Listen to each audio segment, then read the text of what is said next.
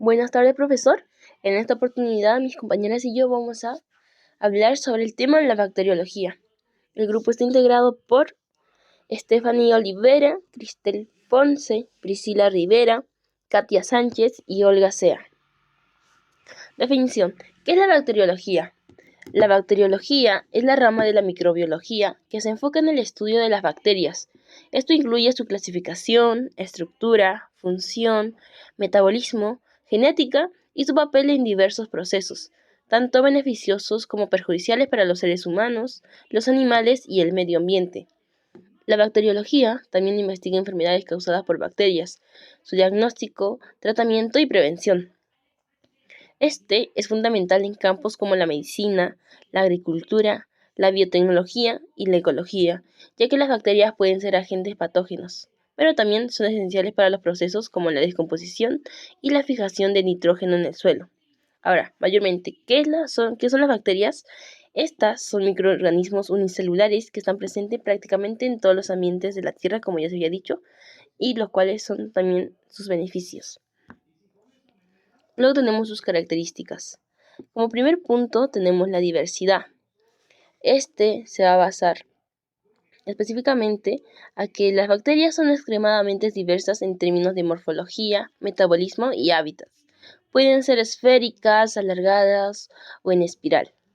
Luego tenemos el tamaño. Generalmente las bacterias son microscópicas con un tamaño que varía entre los 0.2 y 10 micrómetros. Luego tenemos la estructura celular. Las bacterias son organismos procariotas, lo que significa que no tienen un núcleo definido. Su material genético está disperso en el citoplasma. Reproducción. Normalmente las bacterias se reproducen principalmente por fisión binaria, un proceso asexual en el cual una de las células se divide en dos células hijas. Luego tenemos el metabolismo.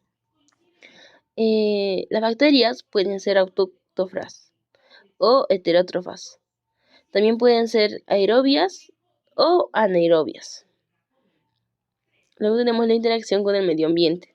Las bacterias desempeñan roles cruciales en los ecosistemas, como la descomposición de materia orgánica, la fijación de nitrógeno y la simbiosis con plantas y animales. Como séptimo punto tenemos la patogeneidad. Algunas bacterias son patógenas y pueden causar enfermedades en humanos, animales y plantas. Otras son beneficiosas y se utilizan en la medicina y la industria. Luego tenemos la resistencia a antibióticos.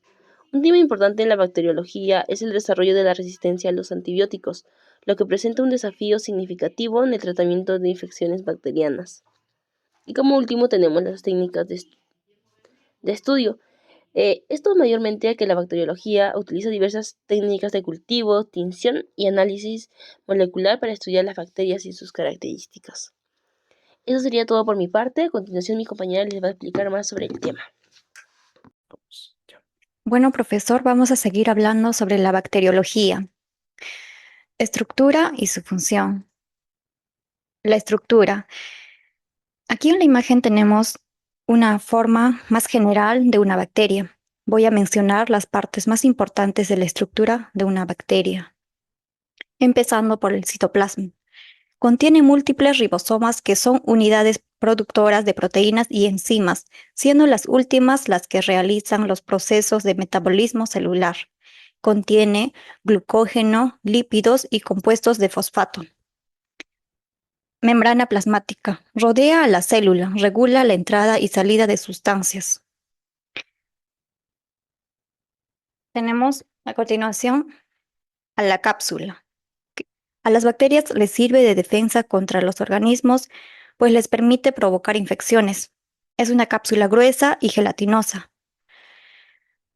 Pasamos a la pared celular, que es una estructura extracelular que rodea completamente a la célula, incluida la membrana plasmática, generalmente compuesta por glicopéptidos que le dan rigidez y le sirven de protección. Las fimbrias son proyecciones similares a los pelos denominados fimbrias, que contienen la función de fijación a los tejidos o superficies orgánicas de las que se puede sostener la célula. Pilis son proyecciones en forma de pelos que se utilizan en la fijación entre una célula y otra durante el proceso. tenemos a los flagelos, que es una estructura larga que se proyecta desde la superficie celular. Funcionan como extensiones propulsoras que facilitan la locomoción.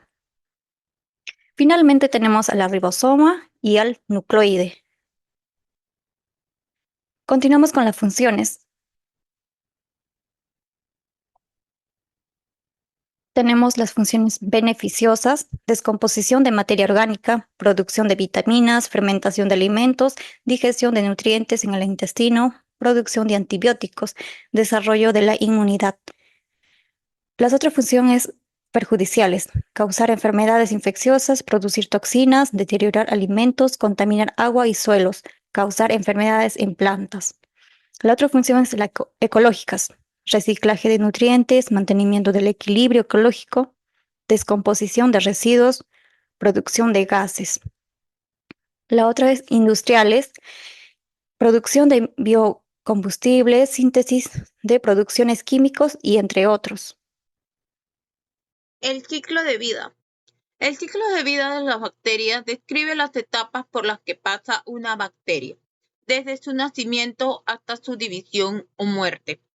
Las bacterias, que son organismos unicelulares, se reproducen principalmente a través de un proceso llamado fission binaria, que es un tipo de reproducción asexual.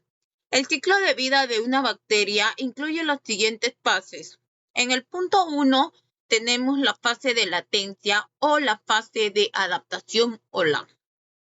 Después de que una bacteria se introduce en un nuevo entorno, entra en una fase de adaptación. Durante esta fase, las bacterias no se dividen de inmediato, sino que ajustan su metabolismo para adaptarse a las condiciones del ambiente, como los nutrientes, la temperatura, etc.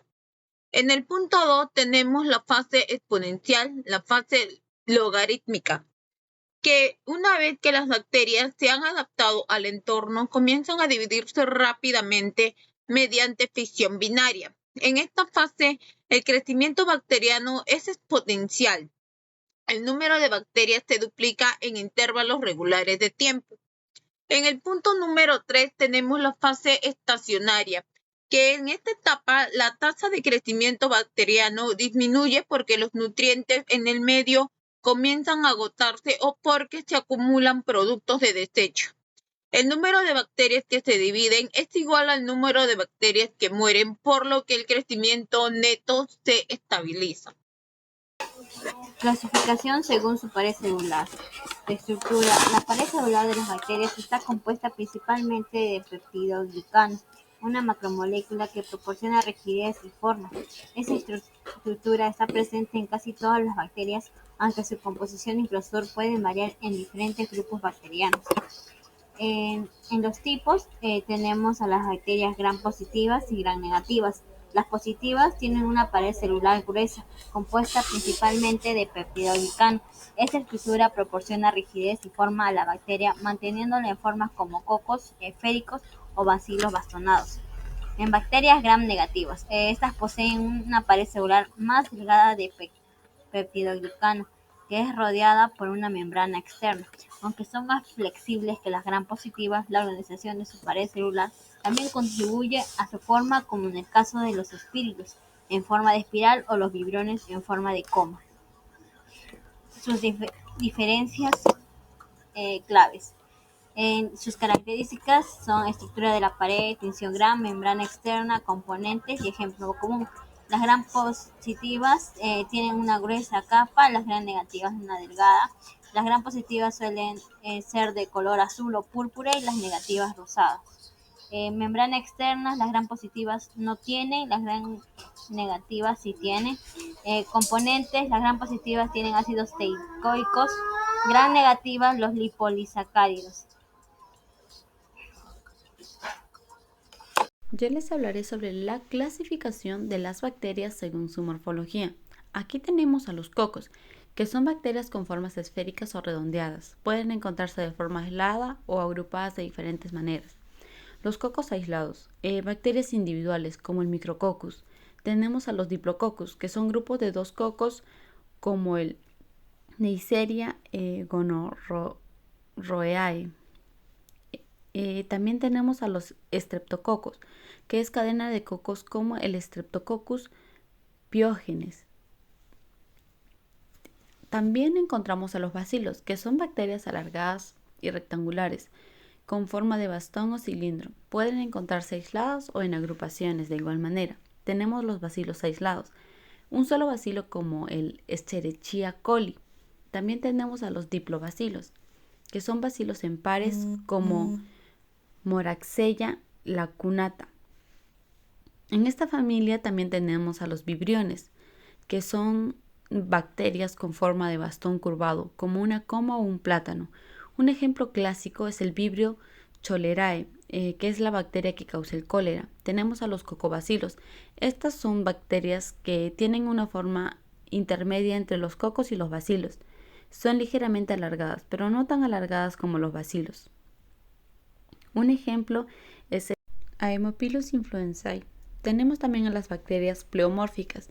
Algunas bacterias no tienen una forma definida y pueden cambiar de forma según las condiciones ambientales. Ejemplo, incluyen a micoplasmas que no tienen pared celular y pueden adoptar diferentes formas. Tenemos a los filamentosas. Son bacterias que presentan una forma filamentosa, similar a un hongo, como las nocardia o el Streptomyces. Estas bacterias son capaces de formar hifas similares a la de los hongos. La microbiota humana. ¿Qué es la microbiota humana? La microbiota humana es el conjunto de microorganismos que residen de forma natural en el cuerpo humano, incluyendo bacterias, virus, hongos y arqueas.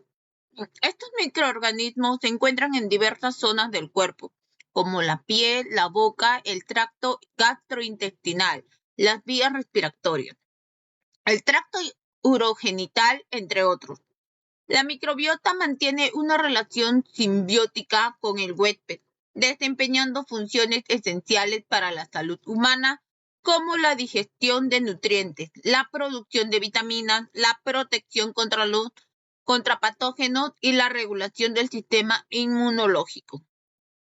El equilibrio de la microbiota es clave para el bienestar general. Cuando este equilibrio se altera, que es la disbiosis, puede estar asociada con diversas enfermedades, como trastorno digestivo, enfermedades metabólicas e incluso condiciones neurológicas.